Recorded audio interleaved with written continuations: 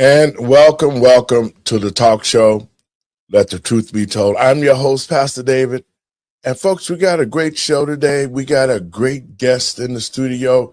Miss Chris Ann Hall is the number one constitutional lawyers in the country. And I got a great panel that's going to be here. Doc, I got Lucretia. So if you ain't got nothing to do, call your friends and let them know you're listening to Let the Truth Be Told Radio. I'm your host, Pastor David. Y'all come on in.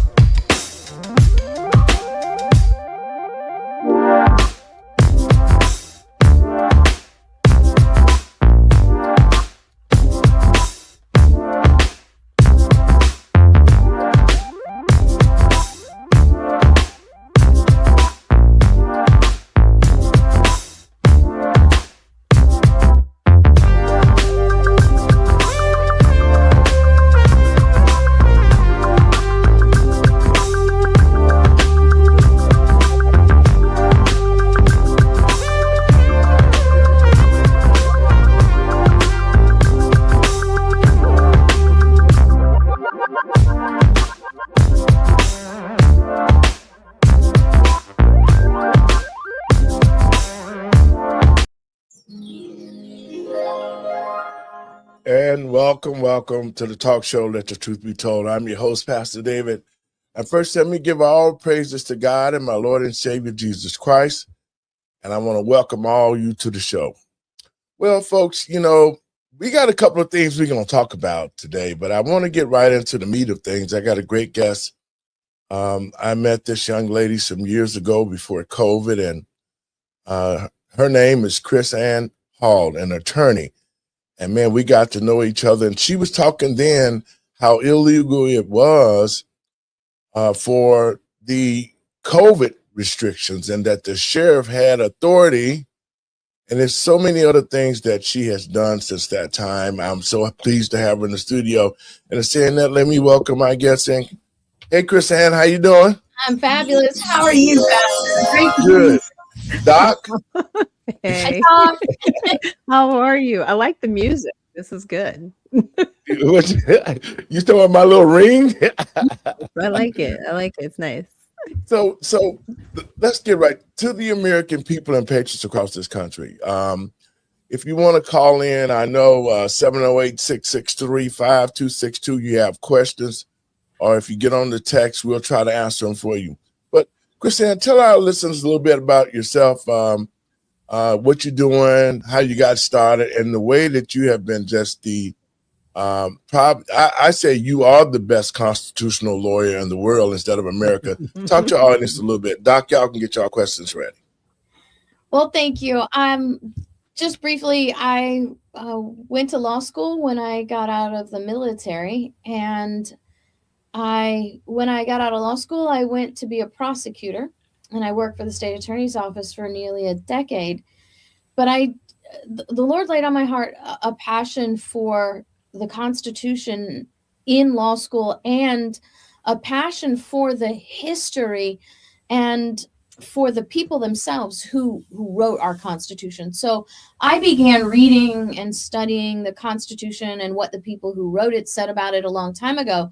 I started in law school so much that I got angry at law school for teaching us lies about the Constitution, because we don't teach the Constitution in law school. This was 25 years. Well, yeah. So 26 years ago, Pastor, 26 years ago, we were not teaching the Constitution in law school anymore. We were just teaching that judges and lawyers know more about the Constitution than the people who wrote it. And now I have done some additional studying in the academics that we teach and the bar exam that we have now for students. It appears that we teach even less now, 25 years later, about the Constitution, but even worse, we don't teach what we should teach, and we teach a whole bucket full of lies. And so it's really very disturbing. So I started when I was a prosecutor, traveling around and teaching the Constitution and telling people, not just what the Constitution says and what it means, but what can we do to restore our constitutional normalcy? where government is established to protect rights, not to attack them, right? Yes. Well, I got fired by the state of Florida for teaching the Constitution.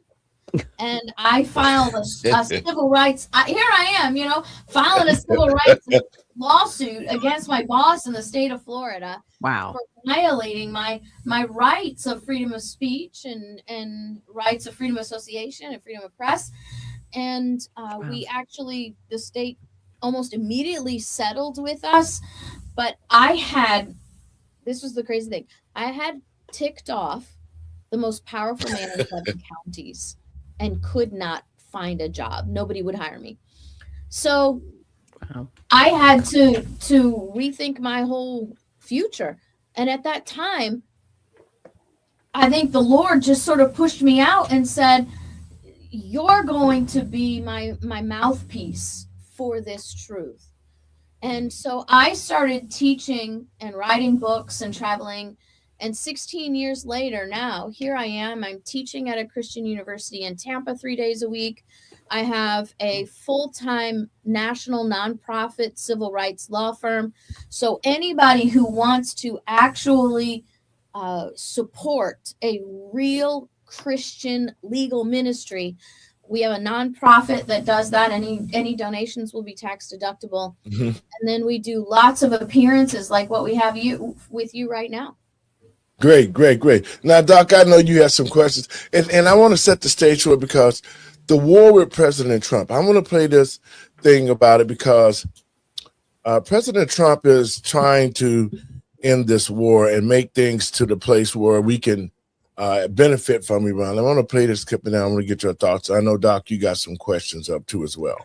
Trump says the war with Iran could come to an end soon. At the same time, he's issuing a threat to Iran. He says the country could be hit 20 times harder in the future if it stops the flow of oil in the region. The Pentagon released video overnight showing U.S. strikes destroying Iranian missile launchers. President Trump told CBS News in a phone interview, quote, the war is very complete, pretty much. The president is also voicing disappointment over Iran's new supreme leader, Ayatollah Mojtaba Khamenei. He is the son of the former supreme leader killed on the first day of those strikes. We think they should put a president in, or the head of the country in, that's going to be able to do something peacefully for a change. Late last night, Vice President J.D. Vance attended the dignified transfer of a 7th U.S. service member who was killed in this war. 26-year-old Army Sergeant Benjamin Pennington died from injuries in an Iranian attack on an air base in Saudi Arabia on March 1st. Now, this war, and I'm going to ask you the constitutionality of it. There's been things about Congress who said, okay, he did not have the right to go to war. Is that true, KrisAnne? Or how do you see his ability and his authority to deal with Iran? Because we have dealt with them so many years, like 47 years, and they've done the same old stuff.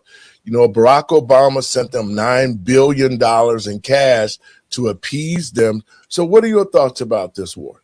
Well, what we're dealing with, quite unfortunately, is literally generations of unconstitutional activity.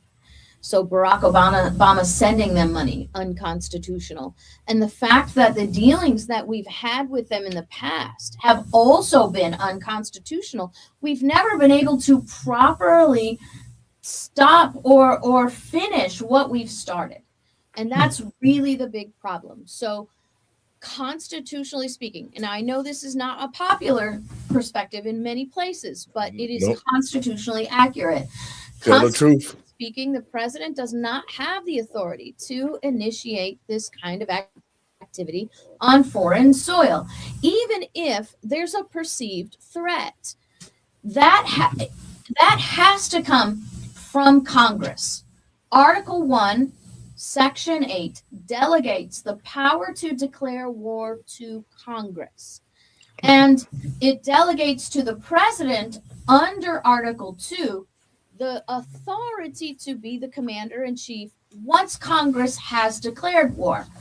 Now, what's really important, a point that we don't spend enough time on, is not just what is delegated where, but why. And our founders, the people who wrote the first Article 1 and Article 2, told us very explicitly and plainly the reason the president has not been authorized the power to make war, right? Not even declare, but make war, is because all of history shows that executives are prone to war at a whim.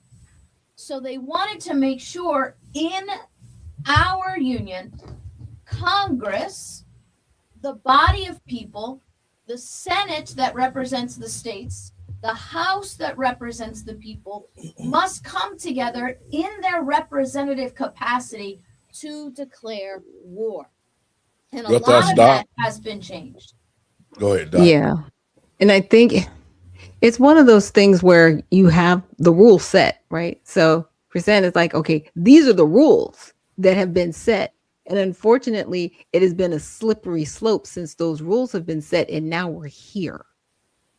And now Yeah, we're so- dealing with, you know, in my opinion, a conflict war that we were suckered into. I mean, that's a real plain way of putting it, and I can't say it's not true. It absolutely is. The Yeah. Your thoughts, reality Quisha? is that it's not a war, Mhm. and what we have to stay focused on is that the power to declare war is in Congress, Right. so that it can be conducted in a successful manner. Right. Even under the War Powers Act, which, by the way, is in and of itself unconstitutional, because Congress can't constitutionally send their power other places in the Constitution. I mean, the only way you can do that is to amend the Constitution itself, specifically through Article 5. Right. But if we assume for a moment Mhm. that the War Powers Act actually gives the president authority to create these kind of responses, he has a very limited window of time, and you cannot plan a successful strategic battle, because it can't be a war, Right. in 90 days. Right. And that means exit too. Yes, Okay. that's You gotta be out of there. out. Well, when it comes to the war over there in Iran and what's going on, since it has been like a 47-year slow tick, and Trump went in there because he had to take out, or they said he had to take them out, this imminent danger. If the Congress isn't in the business of declaring war, why are they in the business of funding wars? Well, they are in the business of declaring wars. That's absolutely their authority exclusively, which is why they are also exclusively holding the purse strings over war. See, that's my point. This is not happening the way it's supposed to. And Right. there's Doc, you use that word slippery slope. There's another slippery slope that is intertwined in here, and that's the use of that word imminent, right? Yes. So people use that word imminent, but we don't define that word What properly. it looks like. And I gave an instruction once, Mhm. and I thought that it was really effective. The word imminent means, envision yourself. Now, I'm a short woman, right? I'm 5'1" when I'm standing on my toes, but my vision was this: you're in the closet, you're trying to reach on the top shelf to get something, you're grabbing it, all of a sudden you see a very heavy box tip and slide. At that moment, that box is imminently going to fall on your head. It was not imminently going to fall on your head when you opened the door. It was not imminently going to fall on your head when you walked in the closet.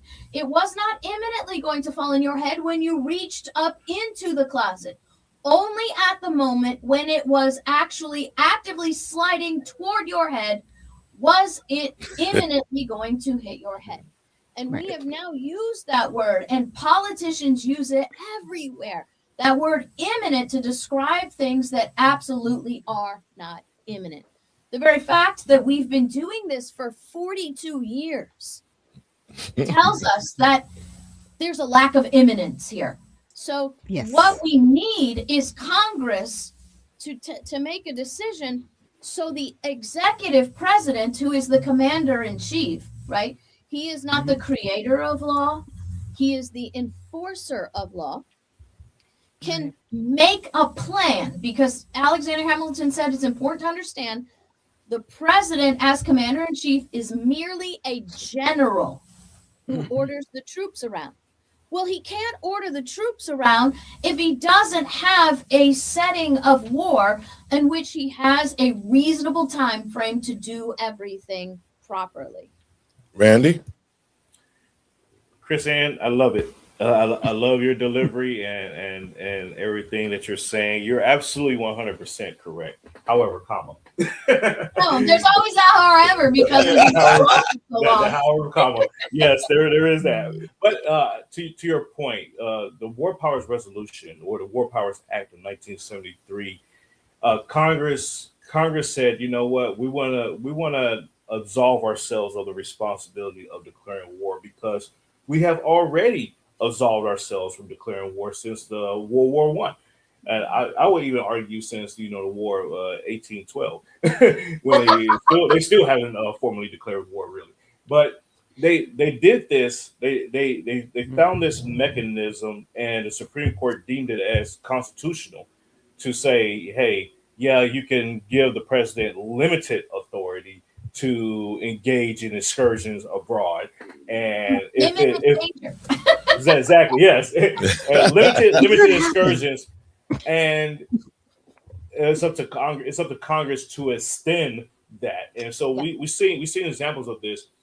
Most notably, I would say, with the Libya engagement under Obama, and it was because I bring that up because for the audience here, they're saying that President Trump doesn't have any authority to do this, and yada yada yada.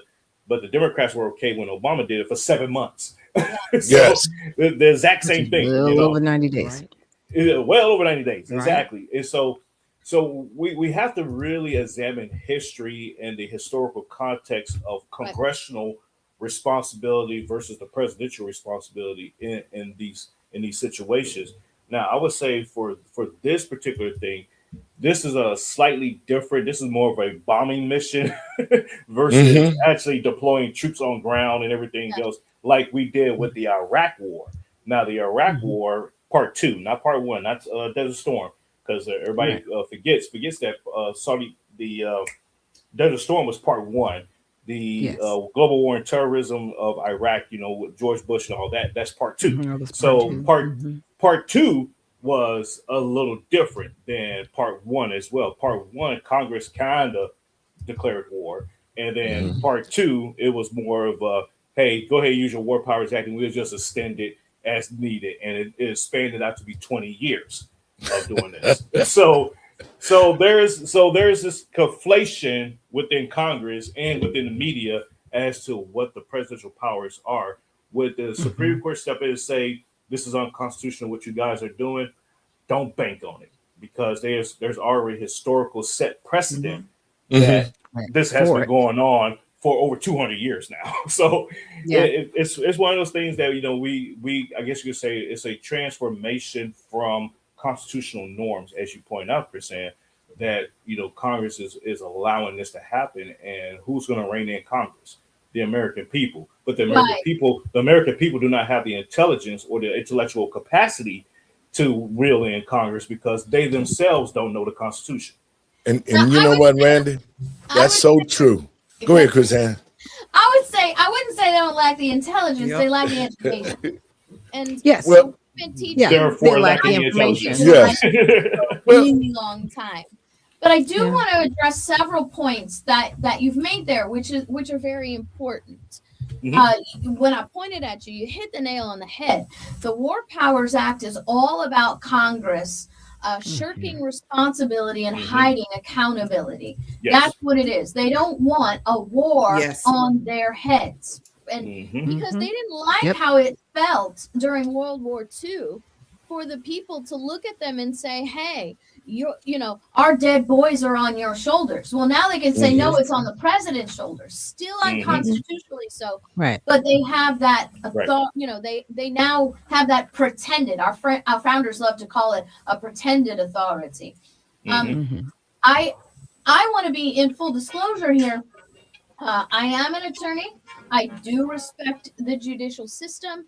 I do operate within the judicial system, but I don't have a whole lot of faith in the Supreme Court.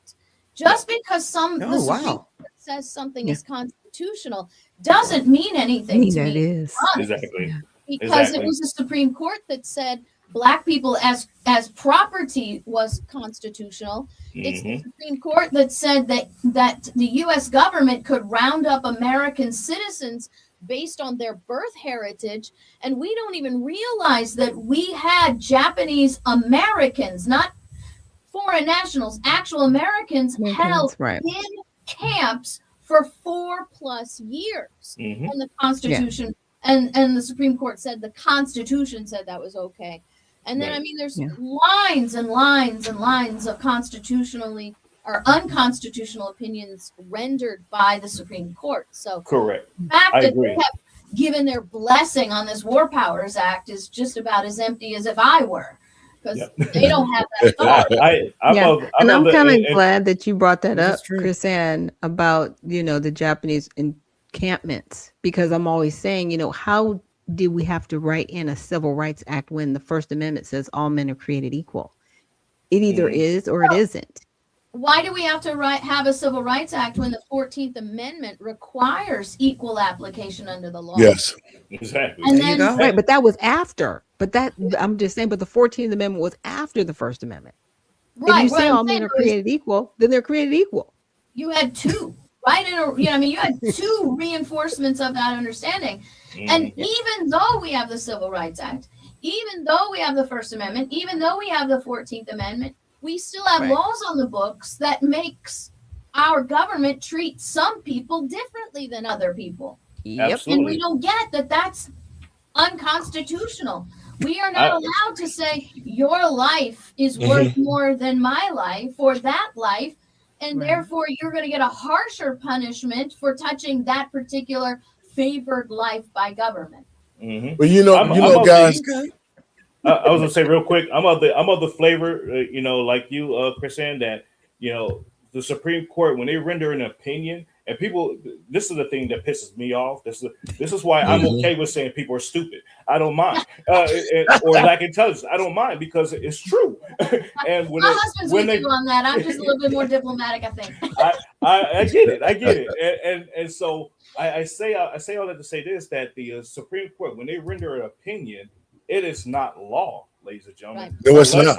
Exactly. Unless they actually struck down and say, or struck down that law and say, hey, you cannot do this. This is unconstitutional. And Congress acts on it by reversing that law still stands. It's just an opinion that gives the courts, the lower courts, the latitude to say, well, this is subjective, so we can go either way with this law, type of thing, because we have precedent.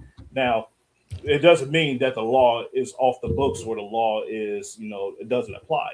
It means that there's latitude within the courts to whether or not how they interpret the law, but the law still stands. Well, there's also authority in the executive to refuse, and that's what we talk about in the sheriff movie, to refuse to enforce a law that's unconstitutional. And I'm glad I love it. I'm so happy to hear you keep saying that word opinion. Because that's right there on the document. Too many times, we're Christians, so we know words have power, right? And words, the power of words, the greatest power words have is over here, over our own minds. And so we hear over and over again, the Supreme Court ruled, the Supreme Court ruled, the Supreme Court ruled. The Supreme Court does not issue rulings. Kings issue rulings. Courts issue opinions. Yes. If we called them opinions, then we might not treat the Supreme Court like an oligarchy. Okay, I want to change. Exactly. And Randy, all you guys are correct because of the fact that they're not teaching the Constitution in the schools anymore. They stopped that a long time ago. Thus, making the people uneducated about the Constitution. Thus, it could be stupid or ignorant, but that's one of the reasons And be why it's overpowered. yes, the educational system. Now, quick thing, I'm going to pivot. Your thoughts on some of these tariffs, because they talk about the tariffs as, oh, wow, the Supreme Court just said it was unconstitutional for the tariffs. Talk a little bit about that. So, because people need to know exactly the truth about what these things are, opposed to what the legacy media is putting out there, Chrisette. Okay, so if you read Federalist 45, written by James Madison, you get an understanding that the majority of the federal government was intended to be funded through foreign taxation. So imports and exports in and out to foreign countries, the tariffs, as we call them, were supposed to be how the federal government got funded.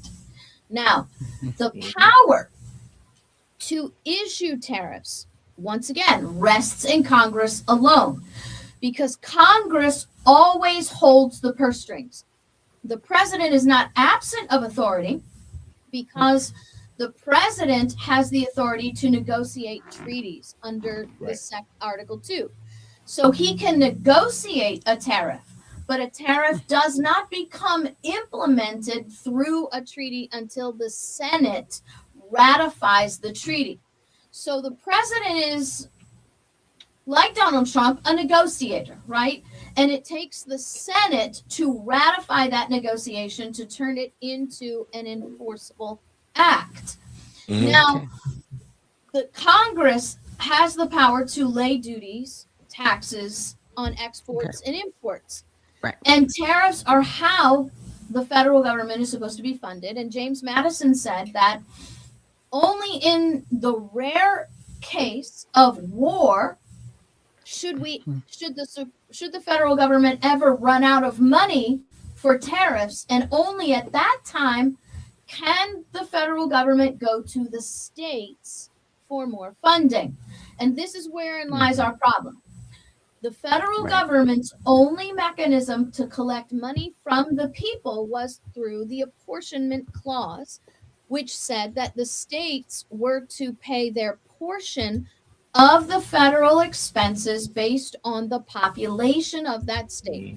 So if you've got a big population, you pay more of the portion of the federal debt. If you have a small population, you pay less of the federal debt. The federal government was never, and I cannot even emphasize that. Think of the words "never" coming out of my mouth in big capital bold letters, Right. all over it, right? You might need to Schoolhouse remind them. Supposed to reach into Schoolhouse the Rock pocket never. and have control over the money of the people. That was never supposed to happen. It could only happen through the state and local government, where the people held a tighter rein on power. So tariffs were designed to fund the federal government. The problem is tariffs now have a negative impact on our economy for two reasons. Number one, we're not used to it. We're spoiled by cheap foreign crap. And we're not used to that, right? We're addicted to cheap foreign crap. We're addicted to throw away stuff, so much so we don't even want to buy stuff that lasts anymore. We're so brainwashed into thinking, oh, it's just a couple of bucks, I can throw it away and get a new one. We don't want real quality stuff. So number one, our mentality makes tariffs not work, because we don't want to pay for good stuff anymore. Number two, the tariffs are doomed to fail because we're being income taxed at the same time. Yes. Yep. If you want tariffs to work, you have to get rid of the income tax and go back to where the tariffs are designed to work. Because in reality, with the taxation system that we have, and there's plenty of proof out there, you don't have to take my word for it. Every dollar you make is taxed 7 times before you end up keeping what you have. With tariffs, then now your dollar is taxed again. Yes. Instead, we need to get rid of income tax at the federal level. Yes. Yes. They're not But going to see, do that. Repeat. Chris. What is it? They have to go back and ratify the 16th Amendment to eliminate it. Correct. Yeah, I think that's what Trump was trying to do. He was wanting to get rid of the income tax across the board and do exactly what Chris said, is use the tariffs instead of taxing us or Yeah. coming to the state. President Trump actually wanted to do that. And I think it was a unanimous ruling or an opinion when it comes to immigration and these liberal judges out here that is stepping on the toes of the federal judges. So what do you how do you feel about that? Not only, you know, Trump wanting to completely eliminate the IRS and the income tax, but also some of these unanimous decisions that are coming from the Supreme Court that is going against the appellate court or lower courts that is trying to halt President Trump from the powers that was actually granted to him by the Constitution. Well, there's two big questions. So first, I would like to say that because the IRS is an executive branch agency, the president does have authority on directing how that agency works. And what President Trump could do if he had really smart people in his administration, and the right kind of smart people, because we got smart people that are the wrong kind of smart people, and we got smart people that are right kind of smart people. So what he needs is the right kind of smart people in his administration that will go through the act that created the IRS, the act that creates the income tax laws, right? The income tax laws that, by the way, you commit perjury 7 times by the time you sign your income tax return anyway. Go through those laws. They can find what many already know, that as the president, he has the power to adjust how these laws are executed. And in that execution, he can say income tax is voluntary according to the word of the law. If you don't meet this qualification, this qualification, and this qualification, then the IRS will not be collecting taxes from you, and you do not have to file taxes unless you want to. That in and of itself is a power the president could do without Congress, because Congress already wrote the law and it's his job to execute it. Randy? On that point, is it true? Because I had some scholastic debate on this. Is it true that when a person files an income tax, they have rendered their voluntary basis of paying taxes by opting in to continuously to pay tax? If that makes sense. If that question makes sense. Yes, I'm not sure, to be honest with you. I would say, constitutionally speaking, the answer to that would be no. Because if something's voluntary, you can always rescind it. Send it right? by not paying. So if I pay taxes this year, again. correct. Right. So yes, and I explained that to an IRS agent, and he kind of just looked at me. Yeah. And he was like, "Well, you can try that if you want to, and you will go to jail." And I said, "On what grounds? What law did I break?" And he was like, and that in there is the key, right? Well, because the process is the punishment. yes, The process is the punishment. You don't pay, you go to jail. If you fight this, it doesn't matter, because all the judges are ignorant about this. The judges, nobody can read this law. Nobody can understand this law. It's written to confuse. It's written to be conflated. Yes. It's written to be to lack understanding, so that it can be implied in a broad and overbearing way. So you disobey, you go to jail, and that's how that works. That's where Trump can step in and say, no, you're not going to go to jail. I am the head of the executive department. The IRS is under my authority, and I'm going to say we're not going to enforce the law this way. And that's something he could autonomously do. Yes. And absolutely. Okay, so that's why he said you know what? You'll one day get a postcard for your taxes, and you'll just be checking I the mean, box. it's Because I can possible understand from what you're saying. Yeah. Mm-hmm. If he has the right people. And here's the thing, you mentioned precedent. The Supreme Court precedent already exists for him to do that. When they rendered the opinion that pulled back on the Chevron doctrine, which allowed the executive agencies to fill in the blanks when Congress doesn't define things. So the Supreme Court said, if the law is written in a vague and undefined way, the executive branch and its agencies are prohibited from filling in the blanks.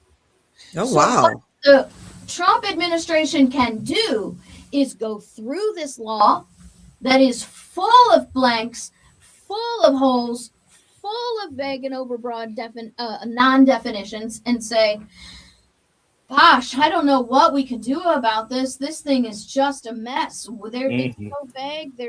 Things are not defined well. We're just not even going to be able to execute this law until Congress does something to fix it. How do you do that?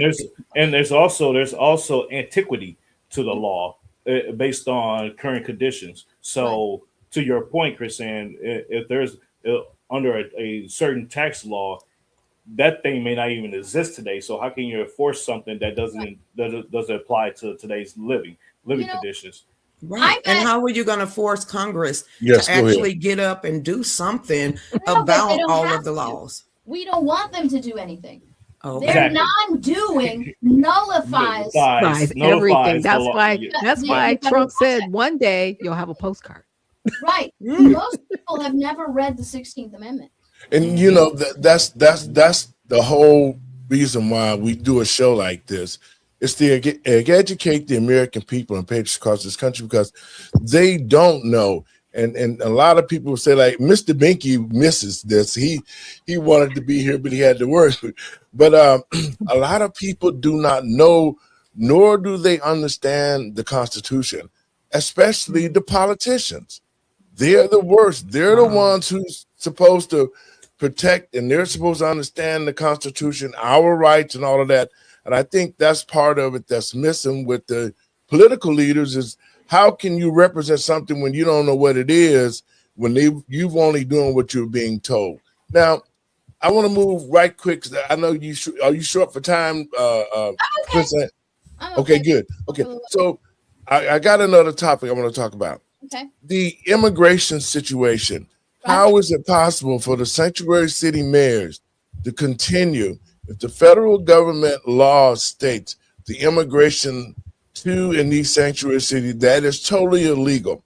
How are, Brandon Johnson and the other mayors and governors in these states continuing to break the law and not be in prison? Well, there's multi-layers here. I think that really, because of the nature of your show, and you guys aren't, sprinkled sugars and popcorns, we're getting meat here, right? So Right, exactly. I want to give you the meat here. I want you to Okay. really understand what's happening. And again, it's what we fail at many, many times is, what's the one thing? I don't know if you guys watched that movie City Slickers, where what's his name? Jack Palance says one thing. There's never one thing. It's much more there's much more depth and much more complication to that. So if you'll allow me just a minute or two to No, take your time. We got plenty of Yeah, time. go ahead. I'm taking notes. Yeah. So most people don't realize this is our second constitution. Okay. We had a constitution before this one called the Articles of Confederation. Yes. And we put it together really quickly because we were at war, right? We're at war for independence. But we had to have a constitution to build a union for cohesiveness of the states and to prove to the world that we were all in this together. And if you came over and helped us kick Great Britain off a land they thought there was their own, we would remain together to pay you back, and we would remain together in unity to give you a successful battle to join into. So that's sort of a very bad way of putting that, but that's basically what we have. So about the Articles of Confederation were ratified by the Continental Congress in 1777. They were ratified by the states about 2 years later, or a year and a half later. And then we got through the war, and as we're going through the war, we're realizing that we put this Constitution together so quickly that it doesn't work.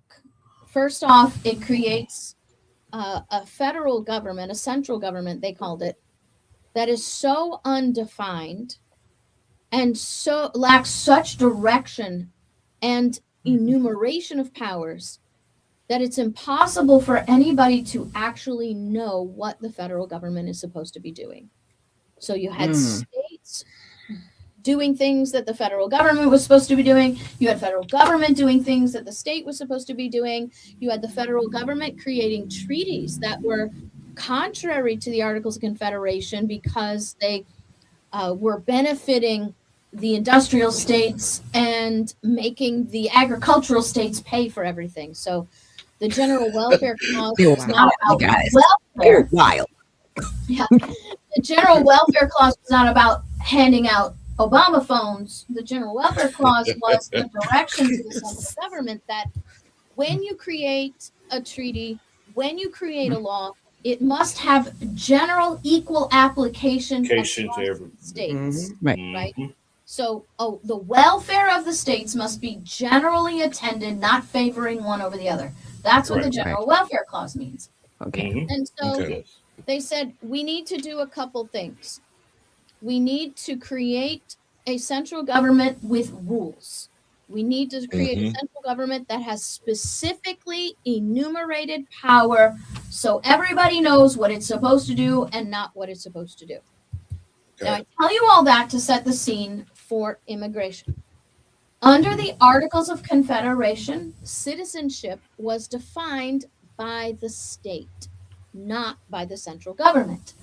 And what was happening was you could be defined as a citizen of Georgia, but when you crossed over into South Carolina, you weren't a citizen Good anymore. citizen. That's right. And you moved over to North Yeah, everybody Carolina, had and border. now you're a citizen all over again. James Madison literally called it one of the worst potential embarrassments Yes. in foreign relations that America almost suffered. Yeah. So, immigration laws, who becomes a citizen, was one of the biggest things that pushed us into the new Constitution, which Right. caused the drafters and the states who created the Constitution to say, okay, we're going to delegate our power of citizenship because we have it, Yeah. Right. we're doing it, Yes. but we're Right. going to delegate Delegate it to so the it's central uniform. government so we have uniformity in the Mm-hmm. rules of naturalization. Right. So the purpose of the central government is always uniformity through the union. The Yes. states join the union Mhm. voluntarily. I know Yes. everybody likes the whole Greenland thing, but we don't conquer countries and make them states. That's not how it works. No. So Christian, On Puerto Rico, by the way, they need to be an independent nation. But you're gonna check. No, let me finish, and then we can chase that rabbit. So when a state joins the union, they volunteer to Yes. become a part of the union, which means they volunteer to submit to the power that's delegated to the federal government and to exercise the power that's reserved to the states. When a state becomes a sanctuary state, or when a state houses cities that refuse to enforce the uniform rules of naturalization, the state is violating the constitutional contract that it has with other states. So that means the remedy is this. Number one, the law, 8 USC. Hold up, wait a 16 minute, because I didn't hear the ending of the last part of that. When the state, because you kind of cut out. When the Okay, state so ignores when- federal law, When a state what happens ignores in the uniform rules of naturalization, which have been lawfully delegated to the federal government, that state is violating its contractual agreement with the other states. because to Right. become a state, you enter the contract and you agree to abide by the Constitution, right? Hmm. So Right. there are several remedies that are lawful for sanctuary cities and sanctuary states. It ultimately comes down to the state, because the state has control over its cities, not the federal government, the state.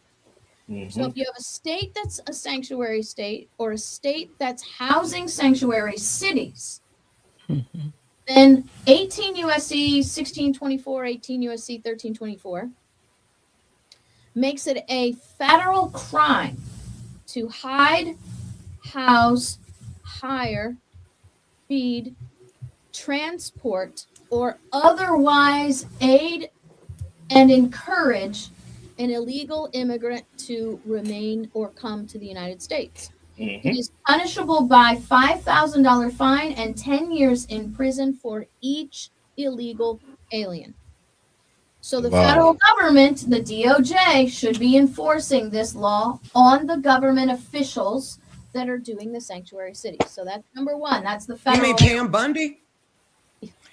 You mean Pam Bundy to actually get up and start putting Brandon Johnson, Mandami, all of the sanctuary states and cities? Yeah, It takes and all the Department of yes, and all Justice the to do U.S. something? attorney generals that are over each state. That is their job.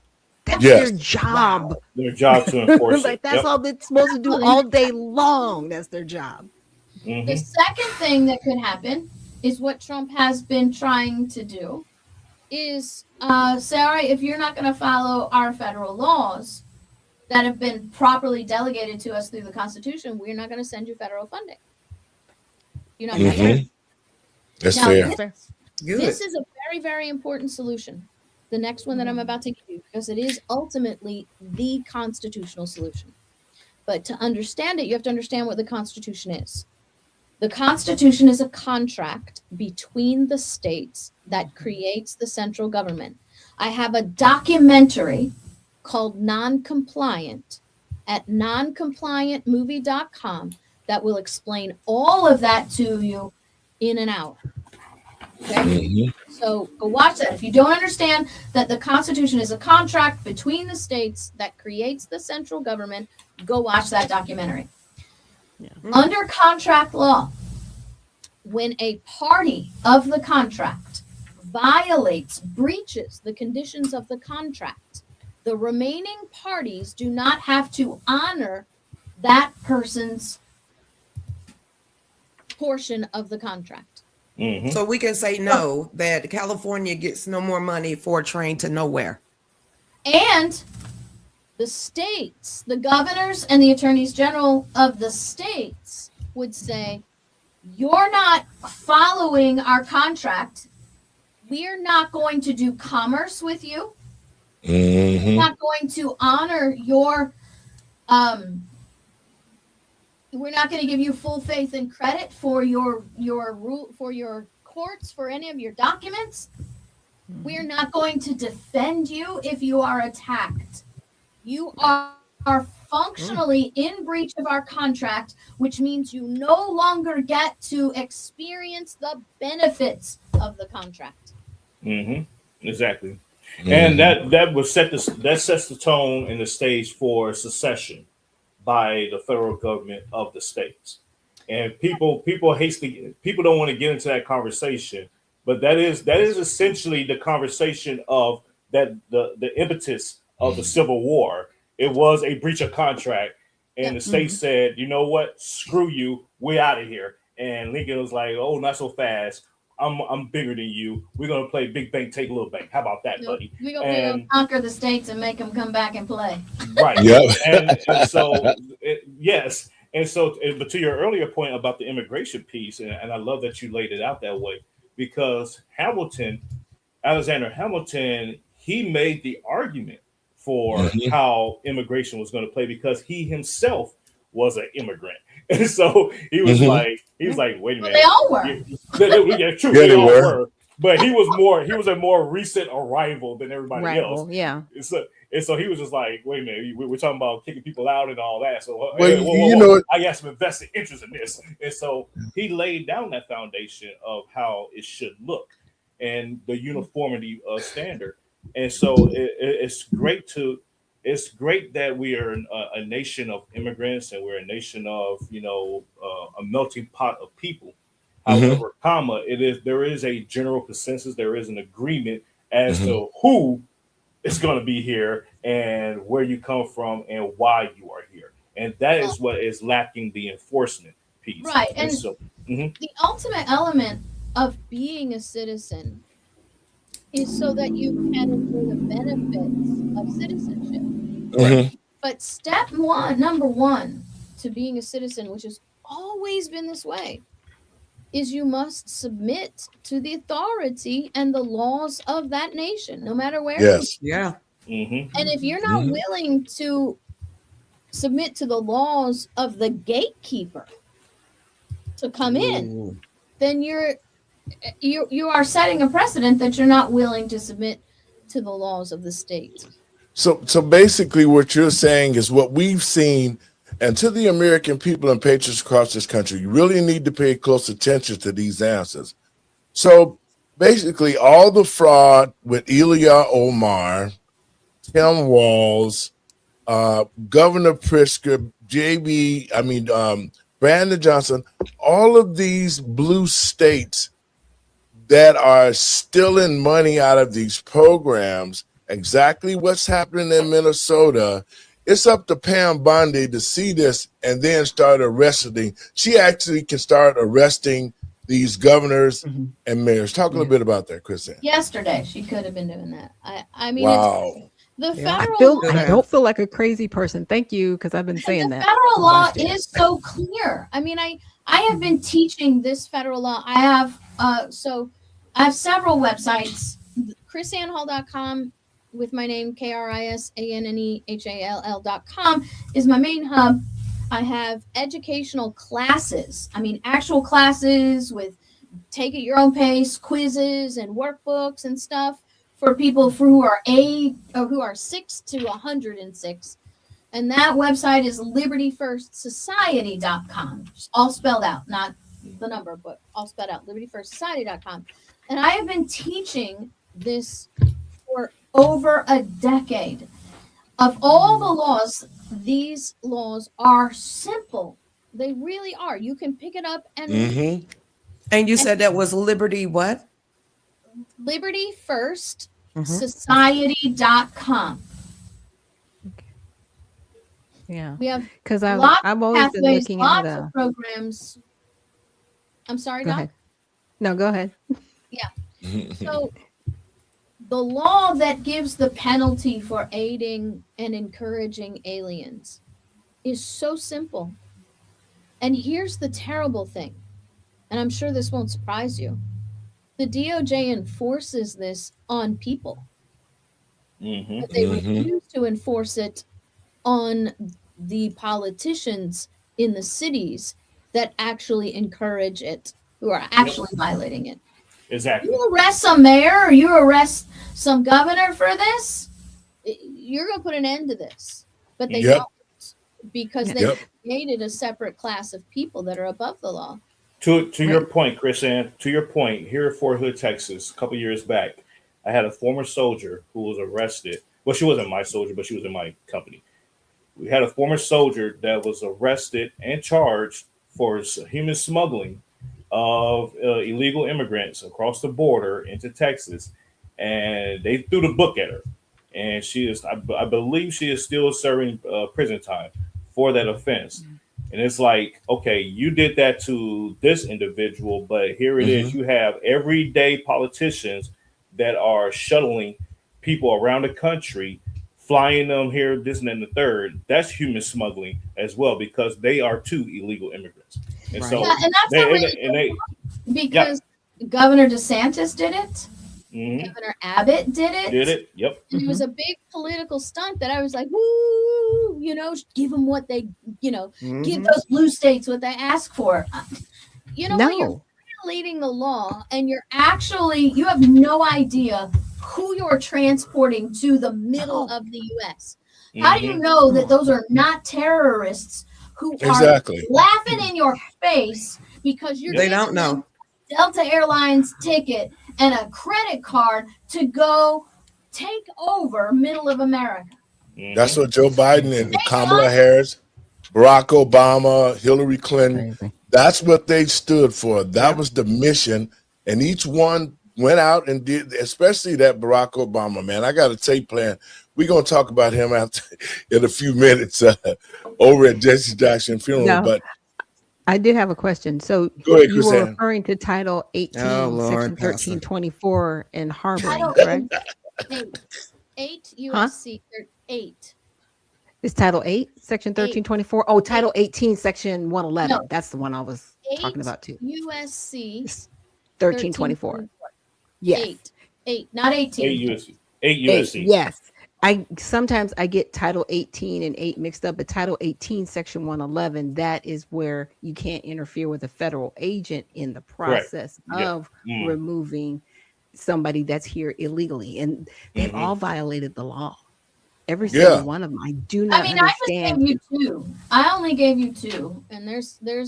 But those 2 should have like 12 people in jail right now because I look at them as impayers. They should have Right, been they're locked up a impaired. long time ago. Gavin Newsom, Yeah. Karen Pastor, I Bass, do have to run. in a Pritzker few minutes. Johnson, Okay. Holkel Adams. You know what I'm saying? Well, you know, I they go want to give you together. your Waltz last. and Fry. Go ahead and take your last few minutes to talk about a little bit how people can reach out for you. I know you got the classes, and I'm thinking a day that maybe if you shoot us I can get the that show and we can put that on our show network. You know, we got a new network, so we can talk about stuff we can upload to the network for teaching and all that kind of stuff. So go ahead, your last few minutes. Go ahead. You know what I can do, Pastor, is we have 2 award-winning documentaries. We have the one non-compliant and the other the sheriff. I can send you the MP4s of those with my permission, and you can put them on your network. Yes. Everybody can watch them in their entirety at no cost. Yes. Yes. Thank you. Do please do. Yeah, we Yeah. can That'd be great. That'd be great. I will. Yeah. I have my guys sitting right here. They're listening to me. They'll remind me. Okay, great. That And I'll upload it to our TV station, and people can go there and watch it, and we'll give that information out. I love it when you come because you've opened up people who are watching this show.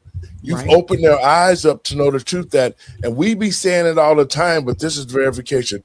We be saying, lock JB up, lock Newsom up. They got to go. And people probably think, people said, Pastor, can they actually be locked up? And you have answered these questions to the American people today because you've given us our power back. Your last few words, the floor is yours. I love it. And I can't wait to do it again. Well, I just want to say I'm so grateful to all of you for the sacrifice of your time and your resources to do what you do. We are a body of people, and we will never see success unless we work together in a successful way, in truth. I am a Christian, and you know that. I don't super spiritualize things, but the Bible is absolutely true 100% in every aspect. And in that aspect, it teaches us that we are stronger as a threefold cord, and that we must stand for truth and righteousness because that's what exalts a nation. I understand the temptation to say, well, Obama did it this way, so we can do it that way too. Wrongs never add up to righteousness. Yes. And God said we must repent from the wrong and seek righteousness so he can exalt Come us on. and he can save our nation. You see, God can do anything he wants, but through us, he's made us vessels that are conditionally operating under righteousness. When we don't choose righteousness, God can choose not to help us. But when we choose righteousness, when we choose what's right and we choose his truth and we choose to walk in his path, the Bible says God cannot choose to not bless us. So That's right. I'm in the middle. This is all in my spirit because I'm actually writing a book about how the Bible is a contract. And when you read God's word as the law written by the supreme judge of the universe, there are certain phrases and legal clauses within the Bible that declare that God, who cannot lie, who cannot change his mind, who is the supreme author, the supreme judge of the universe, there are some phrases that actually limit God's ability. And when we do what God tells us, Yes. God says, I shall bless you. And we have to be righteous and not full of excuses. Thank you so much, sweetie. I love it, man. Anytime, get me those MP4s. I'll put them, upload them on the network.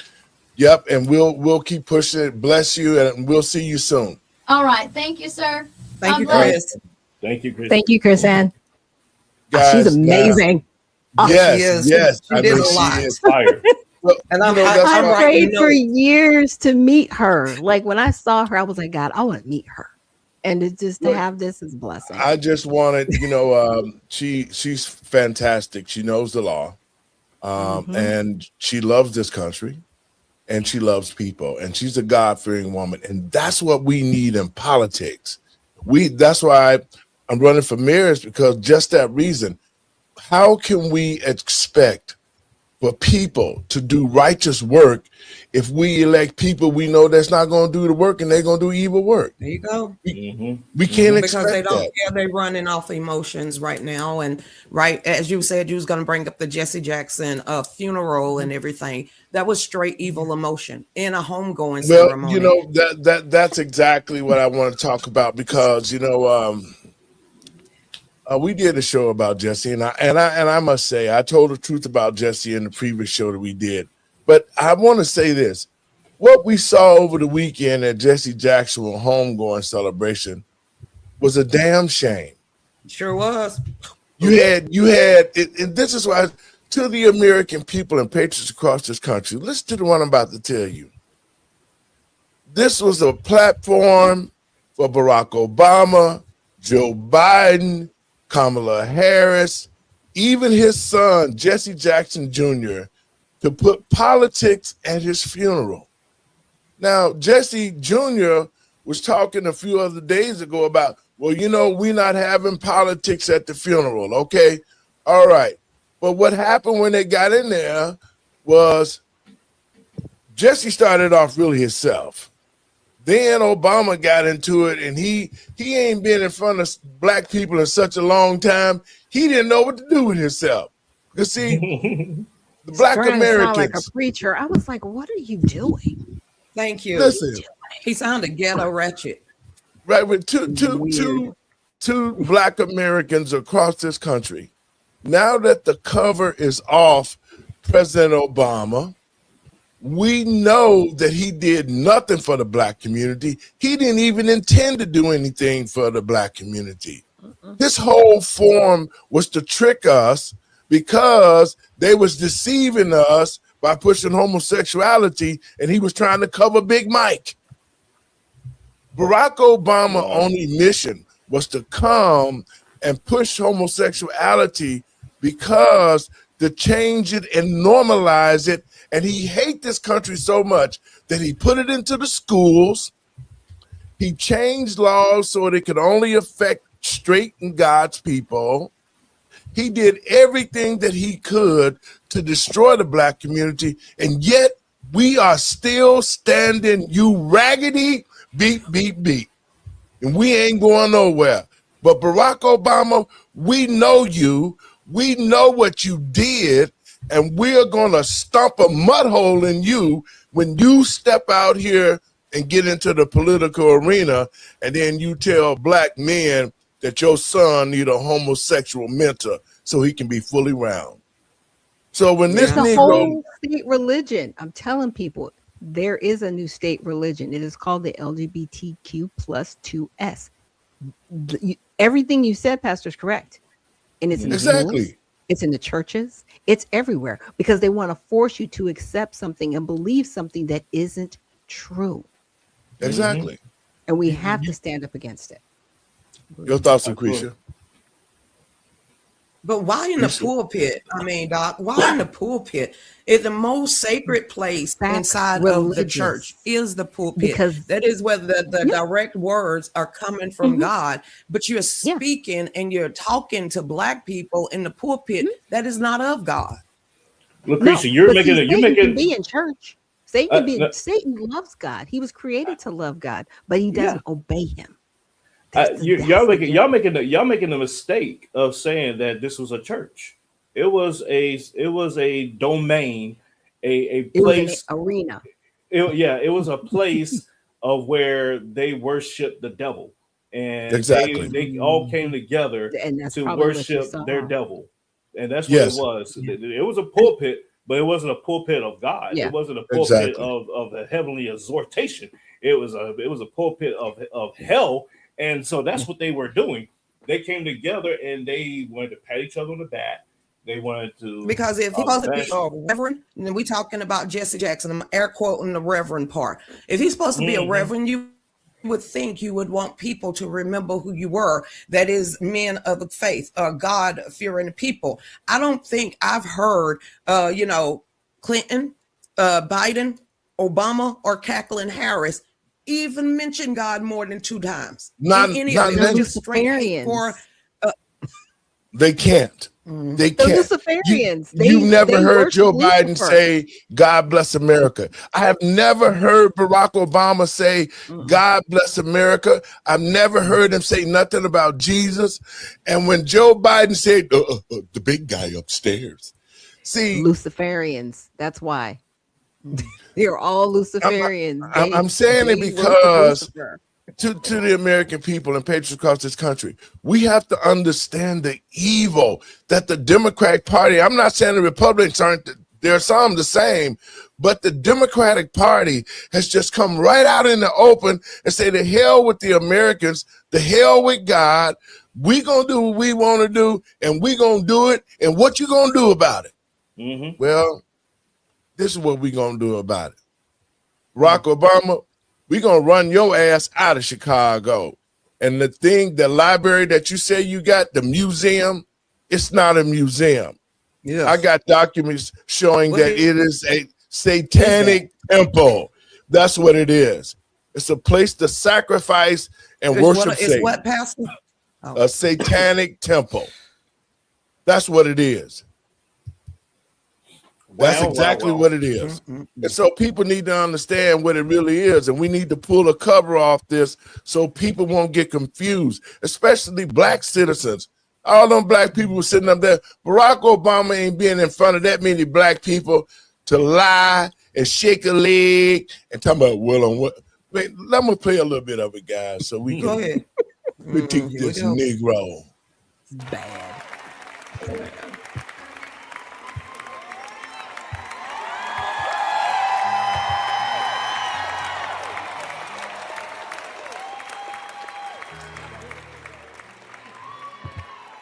He Yeah. talked for 30 minutes. It's good to Hold be up, home. What that? hold up. First It's of good to be all, home. to black Yes. citizens across this country, especially to Chicagoans, it is a disgrace that Barack Obama would step up and tell a damn lie like that, talking about it's good to be Good to be home. home. What did he do for home? I'm gonna stop right there. What did he do for home? He didn't do nothing. He didn't create no economics in Chicago. He didn't create no laws to help black families. He didn't do nothing in Chicago but use Chicago like toilet paper. And he have the nerve to say it's good to be home. Y'all, I'll play a little bit, and I don't know how much longer I can Yeah, because the stand it. But skin crawls. yeah, man, you know what, man? A mud hole could be stomped. Look at him. Ugh. He done changed colors. He's so much Well, evil that's in what him. evil will do to you. He turning Evil dark. will change you. Yes. It will When you start to corrode you and you'll see it from the outside. When you are doing unnatural things against God, you're going to turn dark. Look how dark he is. That's all the evil that's going to him. Let's play this, and I'll play as long as I can take it. Nick. Go ahead. I love you back.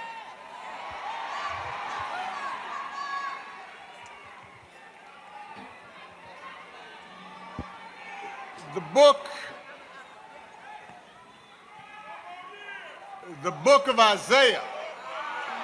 Oh no. He Where quoting, is it? he quoting scriptures. Hurry up. Even Lucifer Now, gets see, I quote believe in the scriptures. Constitution. Look. Yes, ma'am.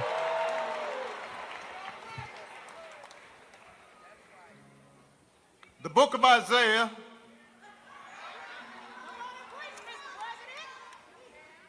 God is looking for a messenger Ain't to you? guide a hardened and resistant people. And the Lord asks, whom shall I send? Not you. I mean, let me turn my volume down. And who will go with us? To which Isaiah replies, here I am, Lord. Send me.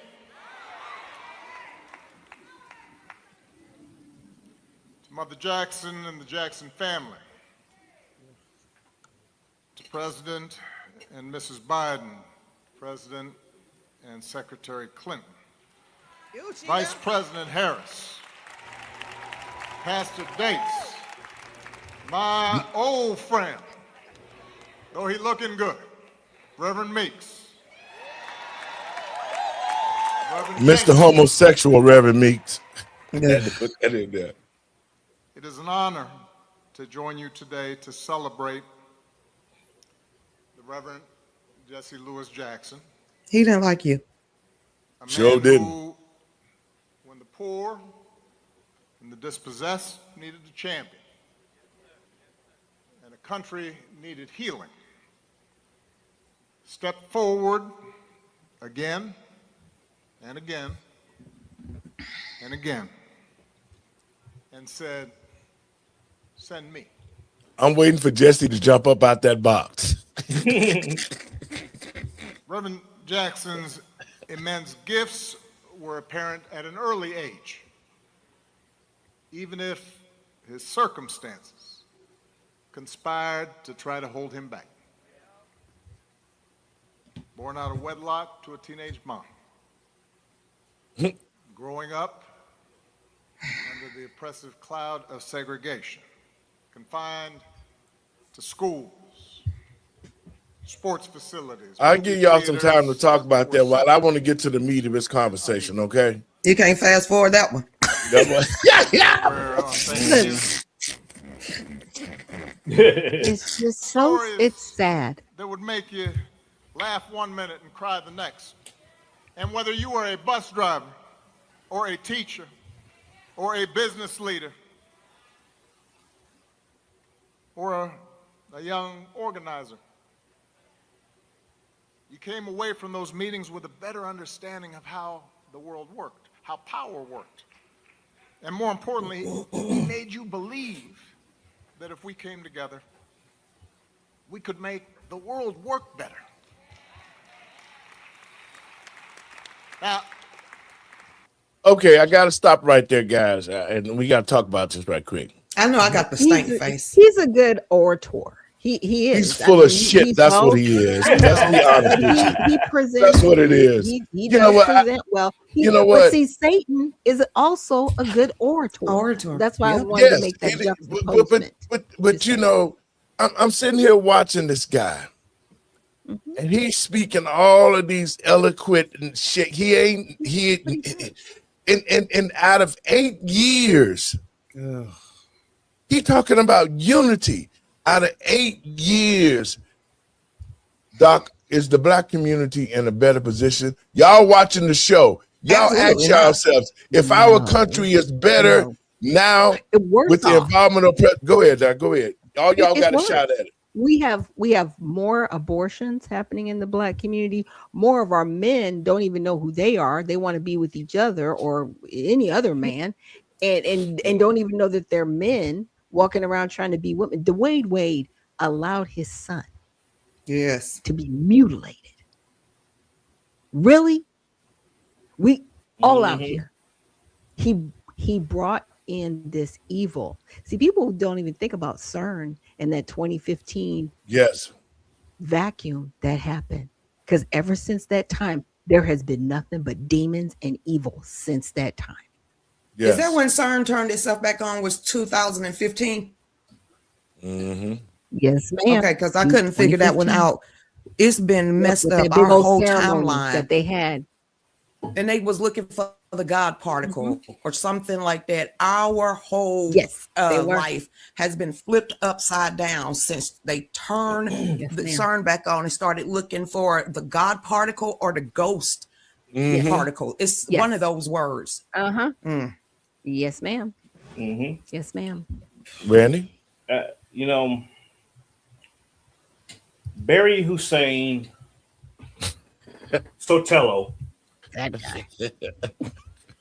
That dude. That Oh, dude. there you go. See, y'all don't know. The American people, patriots across the world, as Pastor Larry would say, Barry Hussein Sotelo, he pulls the wool over the eyes of the world. He is the Antichrist. He is the very, very God particle, if you will, that was sent here to disrupt the world.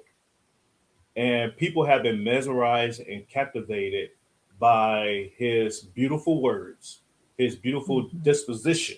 Yes. Yeah. And people have been enamored, so much so that they denied themselves to be in favor of him, or for those who follow behind him that are in positions of power. And this lets you know that the way of the world has been dissipated from the eyes of God. He said, okay, you want this guy? Go for it.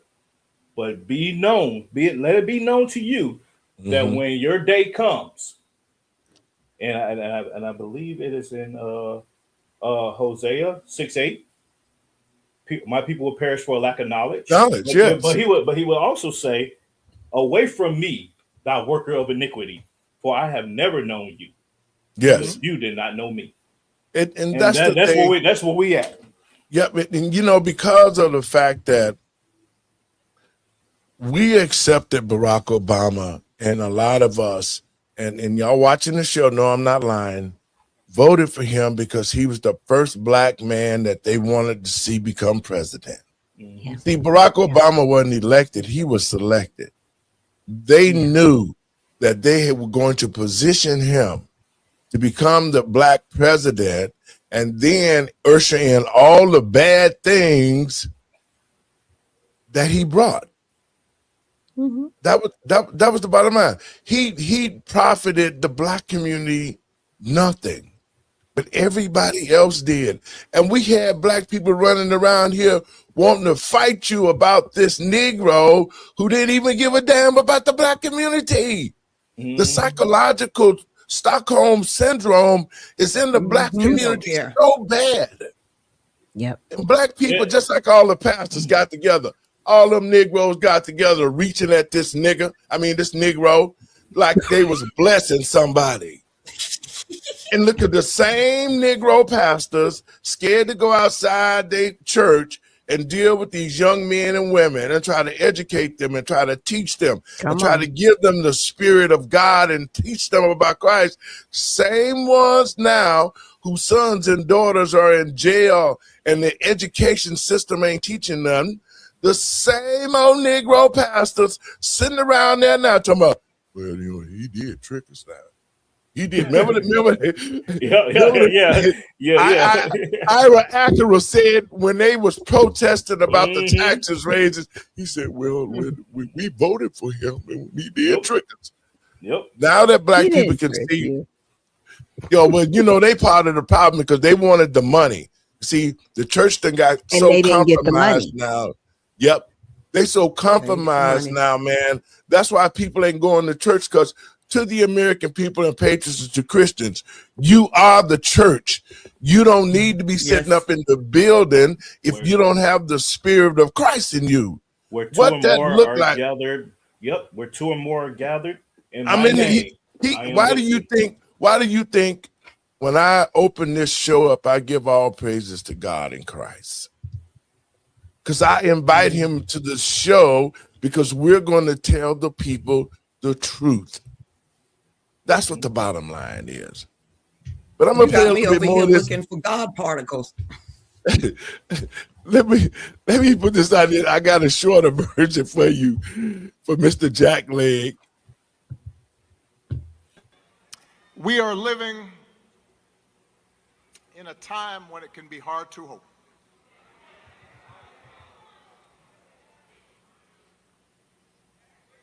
Each day we wake up to some new assault on our democratic institutions. What are you Another talking about? setback to the idea of the rule of law. What are you talking about? An offense to common decency. Every day Hell you no. wake up Buzzwords. to things you just didn't think were possible. Each day we're told by those in high office to fear each other and to turn on each other. No. And that some Americans God, count more okay. than others. And that some don't even count at all. It's almost over. What is he talking about? Everywhere we see greed I and know. bigotry. Wait a minute. Hold up. Wait a minute. Okay, Wait a minute. well, Wait Hey, why are you up there lying? a minute. Wait a Greed and minute. bigotry? That's the whole Democratic Party. Really? This Stop. Negro said, wait a minute. He said out of his mouth, greed And bigotry. and bigotry. That's him. Huh?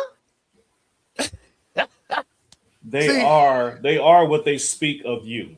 Yes, Oh, exactly. Completely that's going on with them. They don't have any money. They're broke, right? So But are the he's- MC Hammer broke? Is the question. They're not. No, Right. no, and so all of this stuff he's talking to the people, he has done nothing that he said to make this country great at all. Nothing. And so this to the American people and patriots, what we seeing now should be the end of Barry Soweto. This should be the end of Barack Obama. He was in front of a lot of black people. He forgot what he forgot where he was at. And not only that, he forgot that he ain't did nothing for the black community. He forgot. Oh, well, I got all these black people in front of me, and I'm back myself again. I tricked them again. That's the same way with Jesse Jackson Jr. He used his father's death as a political ploy, just as his son Jonathan. They're hoping that people feel sorry for him. And Jesse Jackson Jr., see, let me say this about Jesse Jackson Sr. He was a liar, a thief. He didn't care nothing about the black community. All he cared about was politicians that he could shake down. If he could shake you down and get cash out your pocket, he would help you.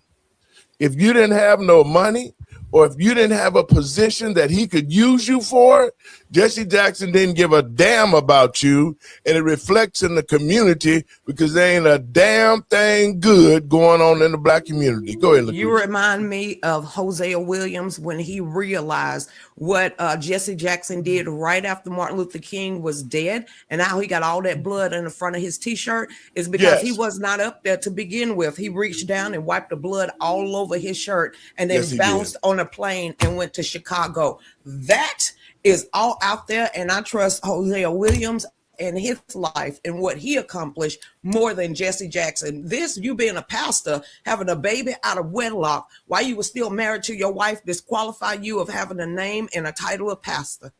I mean, Exactly. To that point, Lucretia, I'm glad you brought that up. Yeah, I'm glad you brought that up because they did an interview that next day when Jesse Jackson flew back to Chicago. He got on WGN, I believe it was, but Yep, with bloody whatever. shirt. Yeah, with a bloody shirt on, and the anchor said, "You didn't have time to change your shirt." And he's just like, well, you know, it's just a traumatic time. And she was like, "You still could have changed your shirt." Let's keep it happened real. It happened 2 days ago. Like, Right. you run around in the Jesse same Jackson. shirt. Come on. Jesse Jackson did not like Barack Obama. because No, he they said was he in the wanted street. you on his Called him the balls. N-word undercover. Yes. He said it under his breath and it was caught on a hot mic. Hot mic. Yes, Yep. Hard right, R. exactly. Need to cut his balls off. Stupid nigga. Yep. And so here we are. This is why I say this is all just a big front. And I wanted to Theatrics. put it out there. How much longer are black people going to continue to sit back and be made a damn fool out of by people like Barack Obama, Jesse Jackson, Al Sharpton, Ben Crump, Ooh. Knee-Pad Harris, all of Those are them. their gods, And small G. Wait a Those are minute. their Don't gods, forget little about G. Warlock. You got to throw Warlock up in Yeah, there too Warlock. now. down But here in those Georgia. are their small gods, little G, because there are people that, there are people that worship Trump too, and they shouldn't. Like I'm always telling people, I support the seat of the presidency. We're going to have several people in there, Right? but we cannot worship these people. They are not God. We pray that God works through them. Well, I'm gonna finish this off. But We they're almost not done God with Barack themselves. Obama. I'm gonna finish it We off, and still I'm gonna gonna get y'all listen to last. some more of that man. That we- Okay, Pastor. We gonna we almost done. I just want to get it out. You're beating this horse with to the glue. I want him at the glue factory. And mockery What are we doing? masquerading as strength. We see science and expertise denigrated while ignorance and dishonesty and cruelty and corruption are reaping untold rewards every single day. We see that. Oh, now you And concerned it's about hard science? to hope. It may be tempting for some to compromise with power You and grab what you can, It's almost over. or even for good people to maybe just put your head down and wait for the storm to pass. But this man, Reverend Jesse Lewis Jackson, Hated your gut. inspires us to take a harder path. And because if we don't step up, no one else will. He gonna cry now. How fortunate we were are you serious? that Jesse Jackson answered that call. Okay, y'all. Okay, He's talking about denigrating science. but he That's talking about been- himself. Yeah, that's been the epitome of the Democrat Party. They denigrated science from day one. They come up with the climate change hoax. They denied that the fact that men are men and women are women. They deny the fact that men can't have babies, despite the fact that several people testified in front of Congress, which they should have went to jail right afterwards for lying under oath, saying that, oh, men can have a baby. Please prove to me, ladies and gentlemen, anybody out there, I don't care where you at in the world, please prove to me an example of a man having a baby outside of a seahorse and a bird. Doc, your last words. We gonna get out of here. Once we give Lucretia, let's go. Go ahead, Doc. I'm glad that people are showing you exactly who they are. And they're saying exactly who they are. You just have to listen to them real close. Because that was a whole admission, in my opinion, just trying to throw it off on somebody else. It's sad. I'm glad that, Chris Ann was on the show with us today and that we're not crazy. These people actually should be in prison violating Title 8, Section 1324. Thank you for that. And I'm glad that we're coming to the reality that life isn't perfect. We can do better and we will do better. Lucretia? And basically, if we don't learn from all of this and pay attention to what's really going on in the United States, we're lost cause at this point. If we don't put an end to it and open as many eyes, because God only commanded us to witness in his name. And if we don't get back to the fundamental basics of it all, of what he tried to destroy and what he still got his hands in, then we're going to be backwards. And I think with the four of us, that's our calling, is to make sure we get out there and we do witness in God's name and combat that evil that we just had to listen to, because he makes my skin crawl. Well, guys, I want to thank y'all for coming on the show, man. And I love Chris Ann Hall because she's part of this team, and I want to, Lucretia got some stuff coming up next week, next month. We're going to talk about tell them where you're going to be at, Lucretia. I'm going to be at the NRA convention. It is guns, guns, and more guns. Basically, I'm on the board of directors of the NRA, and I'm also going to be doing the Voices of the 2A, which is on their media row. So instead of me being, I have a booth, but instead of me being locked down in a booth, I have to make it a way where I'm a roving reporter on at this convention, over 5,500 vendors for 3 days, even though I got to be out there for 6. So right now, I am the only Black female on the board of directors, and I think I'm the only one that has been there since the 90s. So at this point, I want to just make a great example, not only when it comes to the gun and advocacy for our Second Amendment, but also to make sure that I step up into that media role as not only being on Pastor Lowry show as the commentator, but also for the Real News. So right now, I'm just looking for a lot of backup, and I'm looking for backup for our whole self. Pastor know what I'm talking about. I'm looking for sponsors to help me get out there, to put the first best foot forward, and because this is a life-changing opportunity. Not only am I allowed to be on the board of director and leadership position, but I'm also now going to be the face and a voice of the 2A. So I'm just trying to figure out how can we convey that to make sure that I have the best opportunity and the best foot forward when I get out there, because this is a life-changing opportunity, not only for me, but also for Pastor Lowry too. Well, it's going to be a situation for all of us, and we'll get with you because we are your backup. We are your team, and we're going to put things together so that we can make sure that you get there and so that you can do what you need to do and carry the banner. It's going to be in Houston, Texas, so I'm thinking about being right there with you. Okay. So, but yes, we're going to make sure, and we'll all talk about what we can put forth at this higher platform so that we can keep the American people informed, especially our Black citizens, and show them what it really means and what the NRA can do besides prevent guns. Blessing, guys. I'll be talking. Pastor, if people really knew about the NRA actually was founded for free Black slaves, sharecroppers, and everything else. Instead of always being on the offense, the defense when it comes to attacking the 2A, what we need to convey is that this 2A literally is the oldest civil rights organization in the United States of America. And they need to start walking that out, because not only does the Bill of Rights tell us the Second Amendment is a well-regulated militia is necessary for the free state, and it should stand that the NAACP might be a civil rights organization, but the NRA was way before them. Yes. Good. Thank you so much, sweetie. Guys, we're going to get out of here. I'll be talking to you maybe Friday. We can do something if y'all got time. I'll send out an email. Thank you, and I enjoyed you guys. Folks, I want to thank you for tuning in to the show. It's always a pleasure and an honor to have KrisAnne Hall on our show. She answered a lot of questions that you might have been thinking about. If you were thinking about all of this stuff, illegals, I mean, the whole gamut of laws are being broken, and the Constitution is not being followed. And it's been that way for a while, but we're going to make sure that we can keep you updated and keep putting the truth out there so that you can know how to deal with situations when they arise. Folks, also, I want to let you know, you can go see us at our new platform, television platform, LetTheTruthBeTold.lightcast.com. It's running down at the bottom. And also, you can go see us, watch our show, and subscribe to YouTube. My name, David L. Lowry Jr. I have a channel now that they've given me.